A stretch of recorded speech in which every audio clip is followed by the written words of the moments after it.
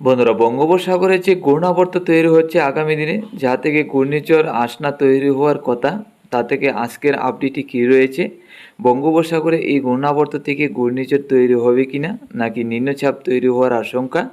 আগামী দিনে দক্ষিণবঙ্গের একাধিক জেলায় নিম্নচাপ নাকি ঘূর্ণিঝড় তৈরি হবে, তা আমরা দেখে নিচ্ছি। এছাড়া আজকে এবং আগামীকাল দক্ষিণবঙ্গের একাধিক জেলায় কী পরিমাণ বৃষ্টি হবে, তাতে কতক্ষণ সময় ঝড় বৃষ্টি থাকবে, তাও আমরা দেখে নেব। প্রথমে দেখে নিচ্ছি ঘূর্ণিঝড়। আজ 12 জুলাই শুক্রবার 2024। দেখুন, আজকের দিনে আমরা যেটা দেখতে পাচ্ছি, বঙ্গোপসাগরে যে নিম্নচাপ রয়েছে, এই নিম্নচাপ থেকেই কিন্তু ঘূর্ণাবর্ত তৈরি হওয়ার আশঙ্কা আছে। তাতে আজকের দিনে ঘূর্ণাবর্ত তৈরি হবে না, আগামীকালকে থেকে কিছুটা ঘূর্ণাবর্তের ভাগ শুরু হবে। তাতে আগামীকাল থেকে আগামী 14 তারিখের মধ্যে মোটামুটি ঘূর্ণাবর্ত একটা শুরু হবে বঙ্গোপসাগরে। দেখুন, আগামী 14 তারিখের মধ্যে আমরা যেটা দেখতে পাচ্ছি, উড়িষ্যা এবং অন্ধ্রপ্রদেশের উপকূল ধরে ঘূর্ণাবর্তটা সুস্পষ্ট হবে। এরই মধ্যে কিন্তু আমরা ঘূর্ণিঝড় তৈরি হওয়ারও আশঙ্কা যেটা লক্ষ্য করতে পারছি। তবে এই ঘূর্ণাবর্তটা 14 তারিখ থেকে যেটা শুরু হবে, এই ঘূর্ণাবর্তটা যদি বঙ্গোপসাগরে 17 তারিখ 18 তারিখ পর্যন্ত থাকতো, তাহলে কিন্তু ঘূর্ণিঝড় তৈরি হয়ে যেত। দেখুন, 17 তারিখ থেকে আমরা যেটা দেখতে পাচ্ছি, ঘূর্ণাবর্তটা সোজা চলে যাবে অন্ধ্রপ্রদেশ এবং উড়িষ্যার উপরে। যার কারণে বঙ্গোপসাগরে ঘূর্ণাবর্তটা থাকবে না, এই ঘূর্ণাবর্তের শক্তিও বাড়বে না, নিম্নচাপও বাড়বে না।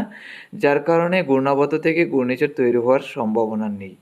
14 তারিখের ঘূর্ণাবর্ত থেকে নিম্নচাপ বাড়ি থেকে অতিবাড়ি থাকবে উড়িষ্যা এবং অন্ধ্রপ্রদেশের উপর, যা থেকে উড়িষ্যা এবং অন্ধ্রপ্রদেশে বাড়ি থেকে অতিবারই বর্ষণ হবে। এরই মধ্যে দমকা ঝোড়ো হওয়ার সাথে বজ্রবিদ্যুৎ সহ ঝড় বৃষ্টি থাকবে।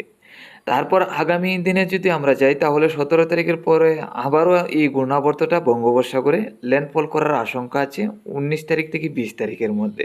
আমরা যদি আগামী 20 তারিখের মধ্যে দেখি, তাহলে কিন্তু 19 তারিখ থেকে 20 তারিখের মধ্যে দেখুন বঙ্গোপসাগরের মধ্যে আবারও ঘূর্ণাবর্তটা চলে আসবে উড়িষ্যার উপর থেকে। তাতে বঙ্গোপসাগরে এই ঘূর্ণাবর্তটা 19 তারিখ থেকে 20 তারিখের মধ্যে দেখুন সুস্পষ্ট একটা ঘূর্ণাবর্ত থাকবে আবারও।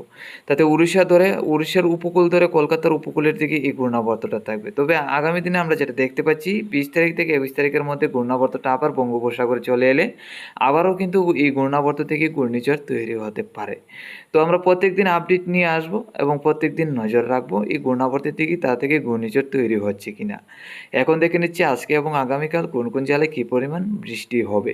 আজকে সকাল থেকে আমরা যেটা দেখতে পাচ্ছি, বাংলাদেশের রংপুর, সিলেট, ময়মনসিংহের দিকে রয়েছে হালকা পাতলা ঝড় বৃষ্টি। শিলিগুড়ি, আলিপুরদুয়ার, গুয়াহাটির মধ্যে হালকা পাতলা ঝড় বৃষ্টি আছে।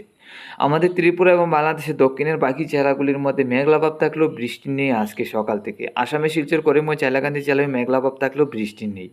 আজকে দুপুরের মধ্যে গেলেও রংপুর, রাজশাহী, খুলনা বিভাগের সাইড নিয়ে ঢাকার দিকে হালকা থেকে মাঝারি বর্ষণ এবং চট্টগ্রামে হালকা পাতলা ঝড় বৃষ্টি থাকবে। তো দুপুরের মধ্যে এই চট্টগ্রামের নিম্নচাপটা আমাদের ত্রিপুরা হয়ে বাংলাদেশের উত্তরের জেলাগুলির দিকে চলে যাবে দুপুর থেকে বিকালের মধ্যে, যার কারণে দুপুর থেকে বিকালের মধ্যে আমাদের ত্রিপুরা রাজ্যেও হালকা থেকে মাঝারি বর্ষণ হতে পারে। তো আমরা যদি বিকালের মধ্যে দেখি, তাহলে দেখতে পাচ্ছি হালকা থেকে মাঝারি বর্ষণ সম্পূর্ণ বাংলাদেশ, তবে বিকালের মধ্যে আমাদের ত্রিপুরা এবং চট্টগ্রামের দিকে মোটামুটি পরিষ্কারই। এছাড়া আসামের শিলচর, করিমগঞ্জ, হাইলাকান্দি জেলার মধ্যে বৃষ্টি হবে।